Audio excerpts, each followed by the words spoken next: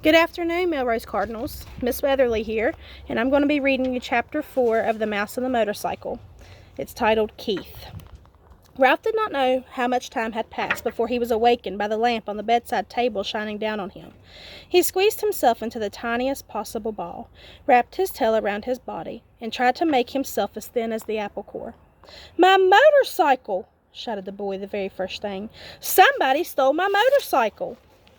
Oh, thought Ralph. It won't be long now. "Nobody stole your motorcycle," answered the boy's mother from 216. "It's around someplace. You just mislaid it. You can find it in the morning. You had better get ready for bed now." "No, I didn't mislay it," insisted the boy. "I put it right here on the table beside my sports car. You'll find it someplace," said his mother, not much interested. Boys were always losing things. While Ralph cowered behind the apple core, Keith opened the drawer of the bedside table and slammed it shut. He jerked back to the bedspread, yanked the pillows off the bed, and threw them back. Then he got down on his hands and knees and looked under the bed and the table. Ralph wrapped his tail more tightly around his body. "Here it comes," he thought. The boy's face appeared in the opening at the top of the wastebasket. Ralph's heart raced like a motor. "Ha!" said the boy to himself. "Here it is. I wonder how it got there." His hand came down into the wastebasket to seize the motorcycle and lift it out. Still leaning over the wastebasket, he examined the bent handlebar and the chipped paint. "That's funny," he remarked out loud. "It must have rolled off, but I don't see how it could." The boy did the natural thing for a boy to do. He looked into the wastebasket again. Ralph closed both eyes tight and waited. He wished he had not eaten so much of the apple core. If he had not been so greedy, the core would have been thicker, and he would have been thinner. "Hey!" whispered the boy, obviously very much surprised. "How did you get in here?" He was careful to keep his voice lower than the sound of the breezes in the pines outside the window. Ralph did not move. He was grateful to the boy for not touching the apple core, even though it was really no protection at all. "Psst!" whispered the boy. "Are you asleep?" Still Ralph remained motionless except for a slight quiver of his whiskers, which he was unable to control. The boy was silent, but the mouse could feel the rhythmic drafts of his breathing.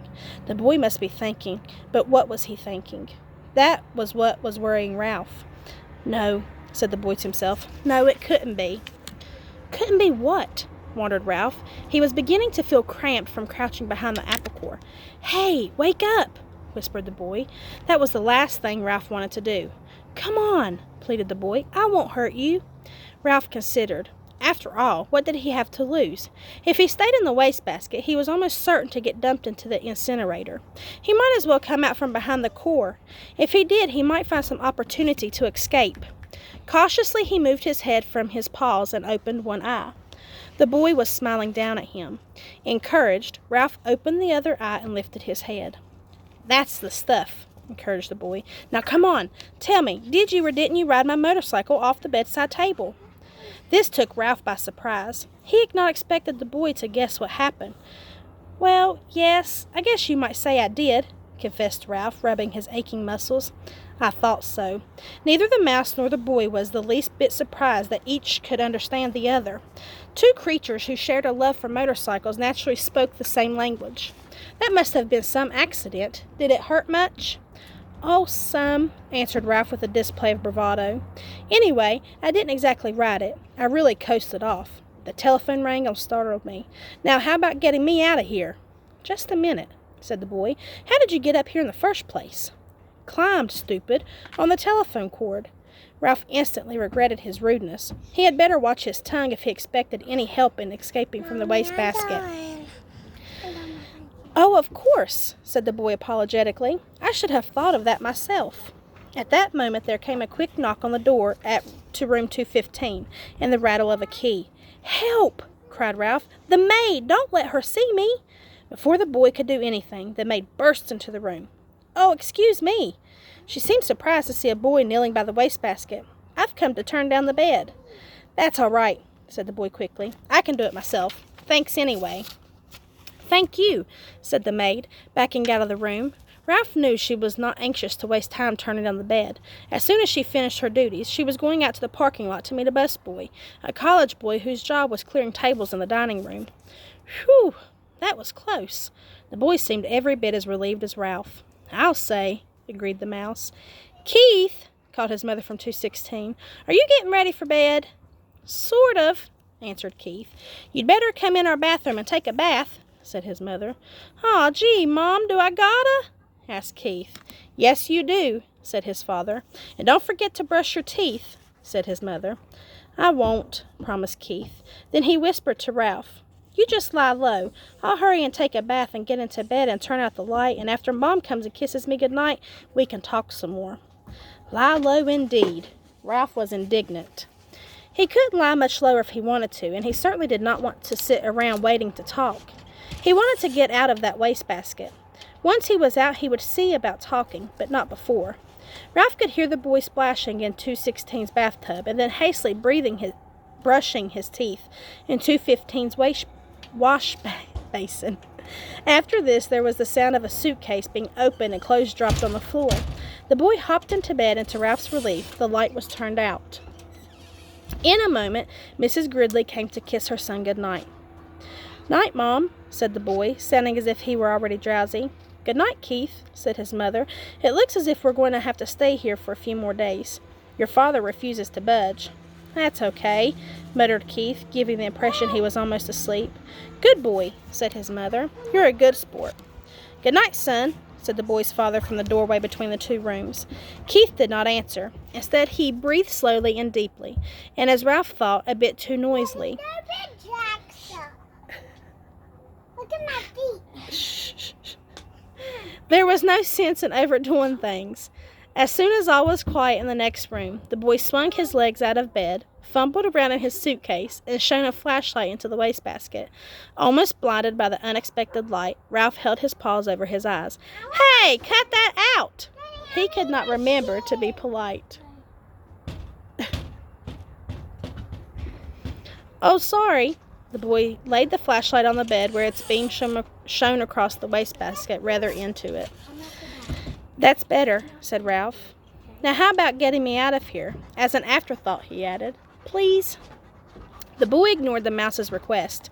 How would you like to ride my motorcycle? He asked. Ralph's heart skipped a beat like a motor missing on one cylinder. The mouse-sized motorcycle really would run after all, and there was one thing for certain. Since the motorcycle really would run, the boy could not expect him to ride around the bottom of a wastebasket. Sure. Ralph tried to sound calm.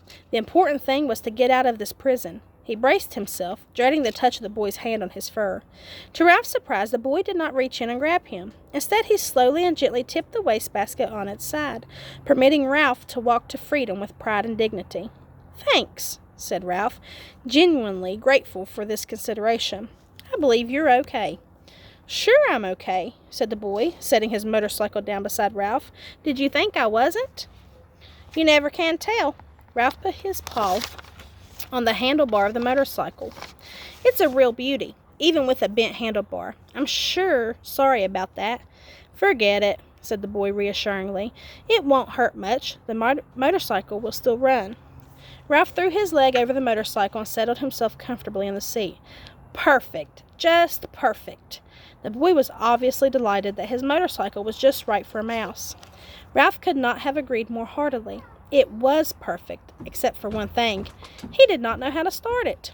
Well, go on, said the boy. Ride it. Ralph was ashamed to confess his ignorance. I don't know how to start it, he admitted. It's the first motorcycle I have ever had a chance to ride. You have to make a noise, the boy explained matter-of-factly. These cars don't go unless you make a noise. The answer was so obvious. Ralph was disgusted with himself for not knowing without asking. He grasped the hand grips and, fearful lest his noise be too squeaky, managed a Sure enough, the motorcycle moved. It really and truly moved across the threadbare carpet. Ralph was so excited that he promptly forgot to make the noise. The motorcycle stopped. Ralph started it again. This time he remembered to keep on making the noise. He sped off into a square of moonlight on the carpet and found a good threadbare spot without any bumps. Look out for your tail, said the boy. Don't let it get caught in the spokes. Thanks for reminding me, said Ralph, causing the motorcycle to stop. He started it again and steered with one paw while he reached back with the other, caught up his tail, and held the tip safely against the handlebar. It was a glorious sensation, speeding around on the carpet, freely and noisily, and most of all fast. Ralph discovered that if he made the noise fast, the motorcycle speeded up. If he slowed the sound, the motorcycle slowed down. He promptly speeded up and raced around in the rectangle of moonlight, where he made another discovery. When he ran out of breath, the momentum of the motorcycle carried him on until he could take another breath. "Gee, you're lucky," whispered the boy. In order to answer, Ralph had to stop. "I am?" It had never occurred to him that a mouse could be luckier than a boy. "You sure are." The boy spoke with feeling. "My mother would never let me ride a motorcycle. She would say I might break a leg or something silly like that." "Well, if you want to come right down to it," said Ralph, "I don't suppose my mother would be exactly crazy about the idea." He began to have an uneasy feeling that he really should be getting back to the mouse hole. "Anyway," said the boy gloomily, "it will be years and years before I'm old enough to ride a motorcycle. And then, when I'm old enough, my mother won't let me." Ralph really felt sorry for the boy, hampered as he was by his youth and his mother. Shh. Okay, you gotta be quiet. "Go on, ride it some more," said the boy. "I like to watch." Ralph started the motorcycle again and rode around the moonlight once more, faster and faster, until he was dizzy from circling, dizzy with excitement, dizzy with the joy of speed. Never mind the danger, never mind what his mother thought. This was living. This was what he wanted to do. On and on and on. "Lucky," whispered the boy with envy in his voice. Ralph did not answer. He did not want to stop. Sorry that my girls were kind of loud during the video, but they're excited to be playing outside since it's so beautiful today. We hope that you guys are staying well, and I hope that you get out and get some of your energy ran off and play outside on the beautiful day. Remember, the next few days are going to be beautiful as well, so get outside and play. I hope to see you guys soon.